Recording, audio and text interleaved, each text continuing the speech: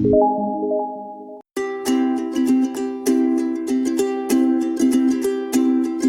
दोस्तों, जिस महामारी की हम बात करें अभी पिछले 2 पार्ट में निमोनिया की, ये बकरी के सबसे कमज़ोर कड़ी यानी फेफड़े से जुड़ी बीमारी है और जो कई वजहों से पनपता है।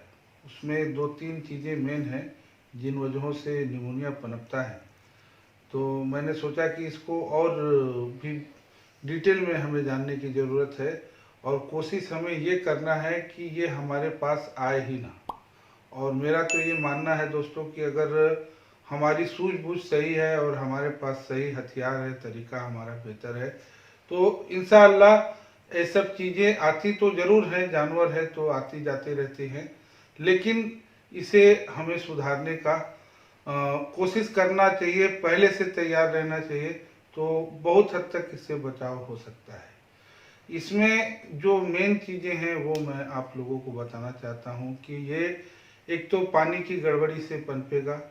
दूसरा, आप जानवर कहीं बाहर से लाएंगे, उसका इन्वायरमेंट, उसका रहन सहन, उसका खान पीन एकाएक चेंज होगा तो होगा, या तो आपके यहाँ एकाएक कोई मौसम में बदलाव होगा, जानवर का टेम्परेचर जो है जिस मौसम में सेट होगा, जिस इन्वायरमेंट में सेट होगा, एकाएक उसमें बदलाव हो जाएगा, या तो सर्दी हो जाएगी, या पानी गिर जाएगा, या जानवर भीग जाएगा। ये सब चीज़ें अगर उसके सामने आएंगी तो निमोनिया पनपेगा। तो ये सब चीज़ें होती रहती हैं, ये सब चीज़ें कॉमन है, होते रहेंगी, रोज कुछ न कुछ नया होते रहता है। तो इससे हमको बचाव के रास्ते खोजने हैं कि ऐसा अगर हमारे साथ होता है तो हमारे पास कोई ऐसी चीज़ होनी चाहिए कि जिससे हम उससे लड़ सकते हैं। तो जैसे कि दोस्तों मैं बात कर रहा था निमोनिया की, तो उसमें ये एक ऐसा हथियार है, मैं तो इसे एक ऐसा हथियार मानता हूँ। ये मिक्स ऑयल है। मिक्स ऑयल एक ऐसा हथियार है कि अगर हमारे जानवर के साथ कुछ भी स्ट्रेस का प्रॉब्लम होता है, अगर उससे कोई भी दिक्कत होती है और हमें पता है कि मौसम में बदलाव होने वाला है, या कोई भी जगह से हम जानवर की अदला बदली कर रहे हैं, उसको जगह से यहाँ से वहाँ लेके जा रहे हैं, अपने यहाँ लेके आ रहे हैं, तो अगर हम इसका इस्तेमाल रेगुलर करते हैं तो इंशाल्लाह मैं भरोसे के साथ बोल सकता हूँ, क्योंकि इसको मैंने तो हमेशा खरा पाया है और जिसने इसका इस्तेमाल किया है इसको हर मौके पे खरा पाया है। तो अगर ये हमारे साथ होगा तो बिल्कुल नहीं हमको इस टाइप की चीज़ें सताएंगी। ये अगर नाक में जाता है तो उसके नाक को क्लियर करेगा, उसके फेफड़े के चोक को क्लियर करेगा, उसके इन्फेक्शन को दूर करेगा। अगर ये पेट में जाता है तो ये फैट में कन्वर्ट होगा, उसको एनर्जी देगा। जानवर अगर बीमार है, खाता पीता कुछ नहीं है, तो उसको एक एनर्जी का काम करेगा, उसको बीमारी से लड़ने में मदद करेगा, उसके इम्यून सिस्टम को मजबूत करेगा। बीमारियों की वजह से अगर उसके फेफड़ों में, उसके अतड़ियों में, उसके पूरे शरीर में, मुंह से लेके मोशन के निकलने के रास्ते तक सारे इन्फेक्शन बनते हैं। बीमारी चाहे कोई भी हो, इन्फेक्शन चाहे कोई भी हो, लेकिन एक पार्ट अगर डैमेज होता है बॉडी का तो धीरे धीरे सबको चपेट में लेता है।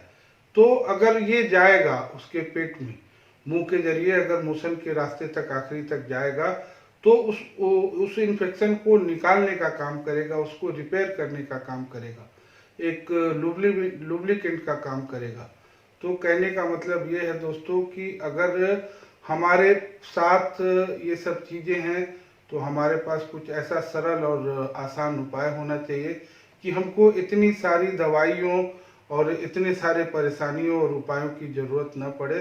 तो बोलना मैं यही चाहता हूँ कि अगर ऊपर वाले ने बीमारी दी है तो उसका सरल उपाय भी बताया है, कठिन उपाय भी बताया है।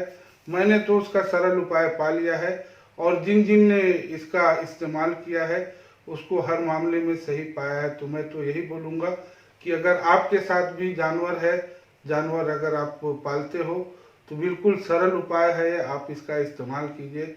इंशाअल्लाह वैसी चीज़ें आपके करीब नहीं भटकेंगी। ये मेरी दुआ और पूरी कोशिश है।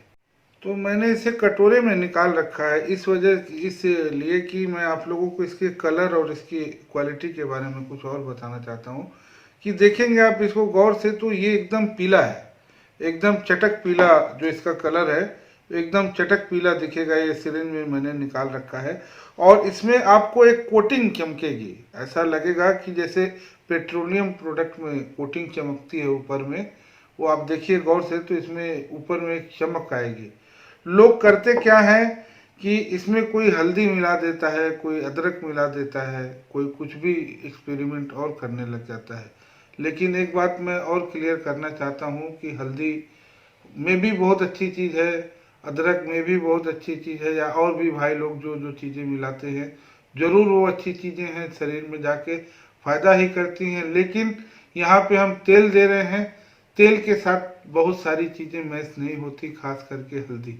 हल्दी को आपको अगर देना है तो आप ओरली पिला सकते हो, न कि तेल में डाल के दे सकते हो। अदरक आपको देना है या और भी कोई चीज़ें देनी है तो आप उसको दूसरे फार्म में दे सकते हैं, लेकिन तेल में, इस तेल में मिला के मत दें तो ज़्यादा बेहतर है। अब हम बात करते हैं इसके डोज की। डोज इसमें ऐसा है कि आपको अगर छोटा जानवर है तो आपको ये 5 ml लेना है।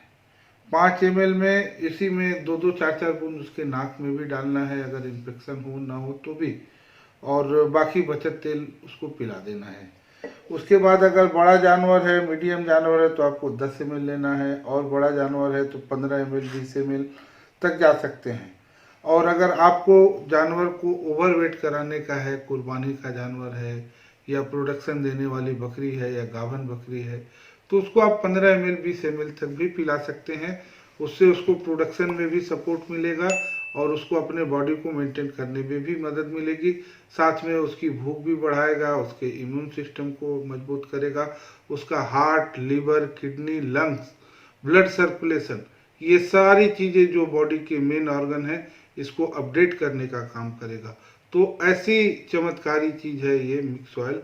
तो मैं तो यही चाहूँगा दोस्तों कि आप लोग ऐसी चीज़ का इस्तेमाल बराबर अपने फार्म पे करें। रोज़ नहीं कर सकते, महीने में करें, महीने में नहीं कर सकते, मौसम के बदलाव में करें, मौसम के बदलाव में भी नहीं कर सकते, तो मौके मौके पे करें, बीमारियों के मौके पे करें। अगर जानवर आपका स्ट्रेस में आता है तो इसका इस्तेमाल करें, आपको इंशाल्लाह ज़रूर बेहतर रिजल्ट देगा।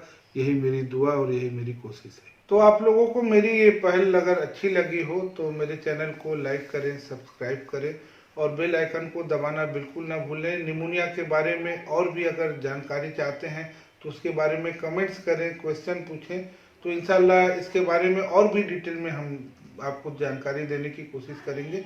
Thank you.